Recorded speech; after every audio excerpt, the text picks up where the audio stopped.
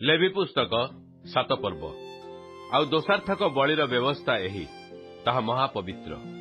जो स्थान लोक मैंने होम बलि बध करती से स्थान से दोषार्थक बलि बध करेंगे पुणी याजक बेदी उपरे चारिआडे तार रक्त क्षेपण करिब आउ से ताहाकु ताहार मेद सबु अर्थात मेदमय लांगुल और अंतरा आच्छदक मेद और दुई गुरुदा और तही उपरिष्ट पार्श्वस्थ मेद और दुई गुरुदा तहिर जकृत उपरिष्ट अंतरा प्लावक नहीं उत्सर्ग करिब पुणी याजक सदाप्रभु उद्देश्य अग्निकृत उपहारार्थे बेदी उपरे ता सबु दग्ध करिब या दोषार्थक बलि याजकगण मध्य प्रत्येक पुरुष ता भोजन करिवे कौन से पवित्र स्थान में ता भोजन कराजिब ता महापवित्र जेपरि पापार्थक बलि जेपरि दोषार्थक बलि जो याजक तद्वारा प्रायश्चित करई ताहा तारी हेब दुईर व्यवस्था एक पुणी याजक जो लोकर होम बलि उत्सर्ग करे तार से उत्सर्ग होम बलिर चर्म से याजकर निज पई हेब पुणी तंदूर रे बा करई रे बा पलम रे पक्व जेतेबेले भक्ष्य नैवेद्य ता सबु उत्सर्गकारी याजकर हेब मात्र तैल मिश्रित अबा शुष्क भक्ष्य नैवेद्य सब हारणर पुत्रगण मध्य जेपरि एकर सेपरि अन्यर हेब आ सदाप्रभु उद्देश्य उत्कृष्ट मंगलार्थक उपहार बलिर व्यवस्था एही केही जेबे प्रशंसार्थक बलि आणे तेबे से प्रशंसार्थक बलि सहित तैल मिश्रित ताड़ी शून्य पिठा और तैलयुक्त ताड़ी शून्य चकुली और सरु मैदार तैल मिश्रित पक्व पिठा उत्सर्ग करिब आउ से मंगलार्थक प्रशंसा बलि सहित ताड़ीयुक्त रोटीर पिठा देई आपणा उपहार आनिब तहु से प्रत्येक उपहार एक एक पिठा नहीं उत्तोलनीय नैवेद्य रूपे सदाप्रभु उद्देश्य उत्सर्ग करिब जो याजक महामंगलार्थक बलिर रक्त प्रक्षेप करे ताहारी हेब पुणी मंगलार्थक प्रशंसा बलिर मांस ताहार उत्सर्ग दिन में भोजन कराजिब से प्रातकाल पर्यंत तहिरु किछि रखिब नाही मात्र जेबे से उपहार बलि तार मानत बा स्वच्छादतर उपहार हुए तेबे से ताहार सेई बलि उत्सर्ग करिबा दिन रे ता भोजन कराजिब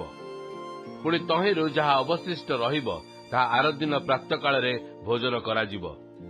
मात्र तृतीय दिन रे बलिर अवशिष्ट मांस अग्नि रे दग्ध कराजिब जेबे तृतीय दिन रे ताहार से मंगलार्थक उपहार बलिरु किछि मात्र भोजन करा जाए तेबे ताहा ग्राह्य हेब नाही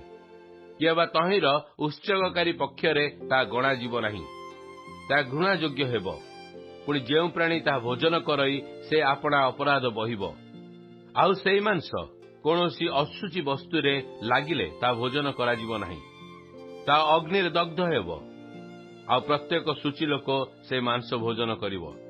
मात्र जेउ प्राणी आपणा शरीर रे असुचिता थाउ थाउ सदाप्रभु संबंधी मंगलार्थक बलिर मांस भोजन करई से प्राणी आपणा लोकमानक मध्यरु उच्छिन्न हेब जेबे केही कोनोसी वस्तु अर्थात मनुष्यर अशोच्य कि अशुचि पशु किबा कोनोसी घृणायोग्य अशुचि वस्तु स्पर्श करी सदाप्रभु संबंधी मंगलार्थक बलिर मांस भोजन करई सेई प्राणी आपणा लोकमानक मध्यरु उच्छिन्न हेब आहुरी सदाप्रभु मूसा कहिले तुमे इस्राएल संतानगण को कुह तुमे माने गोरु कि मेषर कि छेलीर मेद भोजन करिब नाही पुणी स्वयं मृत बा पशु द्वारा विभिन्न पशुर मेद अन्य कौनसी कार्य व्यवहार करा जाय पारे मात्र तुम्हे माने कौनसी मते ताहा भोजन करिब नाही कारण मनुष्य माने सदाप्रभु उद्देश्य अग्निकृत उपहार रूपे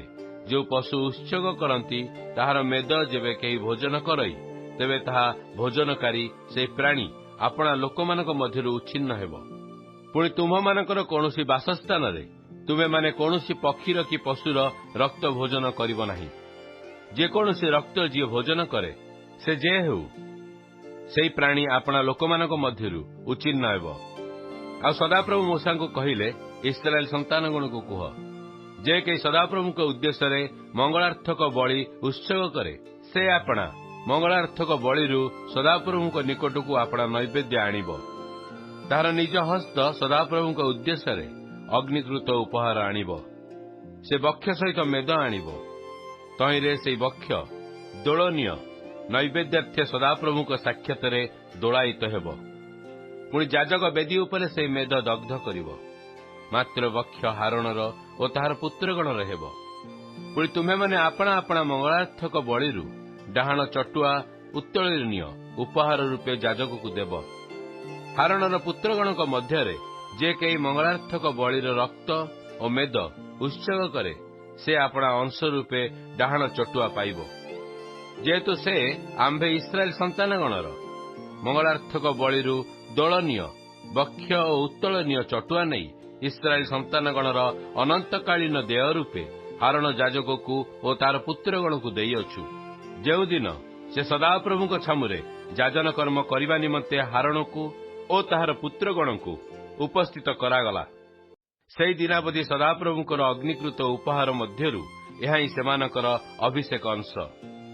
ସେ ସେମାନଙ୍କୁ ଅଭିଷେକ କରିବା ଦିନ ସଦାପ୍ରଭୁ ଇସ୍ରାଏଲ ସନ୍ତାନଗଣଠାରୁ ତାହା ଦତ୍ତ ହେବା ନିମନ୍ତେ ଆଜ୍ଞା ଦେଲେ। ତାହା ସେମାନଙ୍କର ପୁରୁଷାନୁକ୍ରମର ଅନନ୍ତକାଳୀନ ଦେୟ।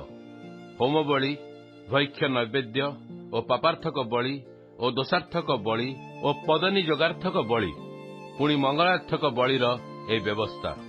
ସଦାପ୍ରଭୁ ଯେଉଁଦିନ ସିନୟ ପ୍ରାନ୍ତର ସ୍ଥିତ ଇସ୍ରାଏଲ ସନ୍ତାନଗଣକୁ ସଦାପ୍ରଭୁଙ୍କ ଉଦ୍ଦେଶ୍ୟରେ ଆପଣା ଆପଣା ଉପହାର ଦେବାକୁ ଆଜ୍ଞା ଦେଲେ, ସେହିଦିନ ସିନୟ ପର୍ବତରେ ମୂଷାଙ୍କୁ ଆଜ୍ଞା ଦେଲେ।